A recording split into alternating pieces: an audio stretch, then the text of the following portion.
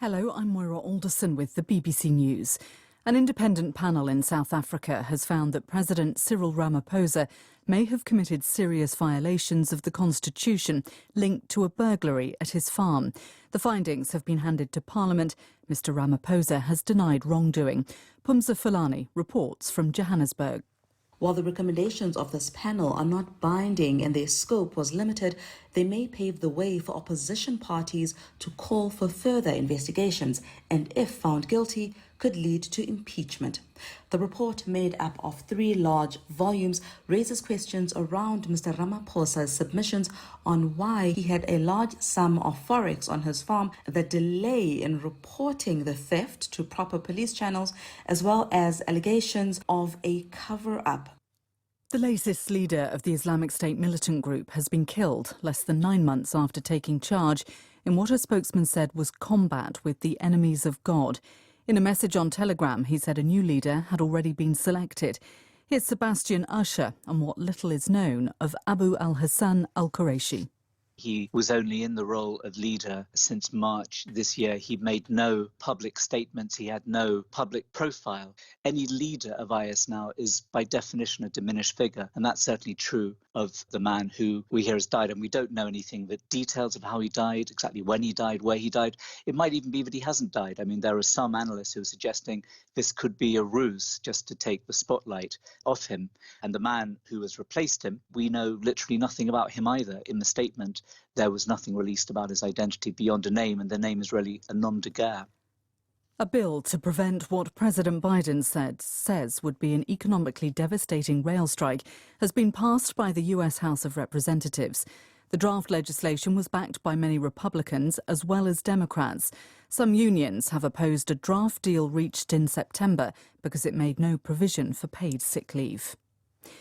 The Democratic Party's newly elected leader in the US House of Representatives, Hakeem Jeffries, says he will look for opportunities to extend the hand of partnership to Republicans in the interest of ordinary citizens. What an incredible blessing to be able to continue to rely on the life experiences, the wisdom, the leadership instincts, the skills, the talent and ability of Speaker Pelosi, Leader Hoyer, and Jim Clyburn.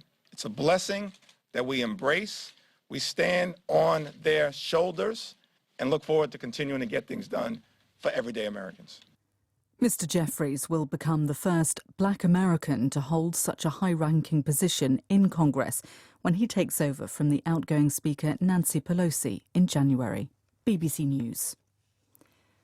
The spiritual head of the Anglican Church has said it could take 3 generations for Russia and Ukraine to achieve reconciliation following the current conflict. The Archbishop of Canterbury, Justin Welby, was speaking during a visit to Kyiv.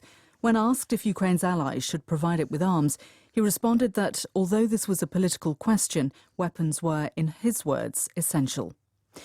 Suspected gang members in Haiti have killed at least a dozen people in a village north of the capital, Port-au-Prince, and set fire to some of the bodies. Reports say gang members attacked people in Source Matalas after they began to set up self-defence groups. The local mayor said the international community should help Haiti fight criminal gangs. Haiti's government has already appealed for international assistance. At the Football World Cup, there's been a nail-biting climax to the final games in Group C. Mexico beat Saudi Arabia 2-1 in an action-packed encounter. In the evening's other match, Argentina beat Poland 2-0. From Doha, here's Alex Capstick.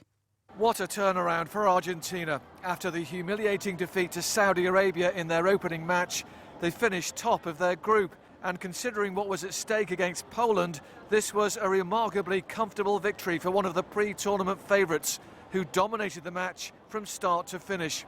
The South American champions move on to face Australia in the next round, and there were celebrations also in the Poland camp.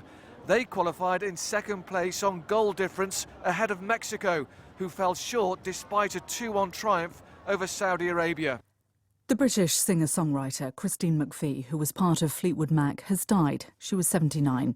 She was behind one of the band's most famous songs, including Little Lies, Everywhere and Songbird. She also recorded 3 solo albums. A statement from Fleetwood Mac described her as truly one of a kind. That's the latest. BBC News.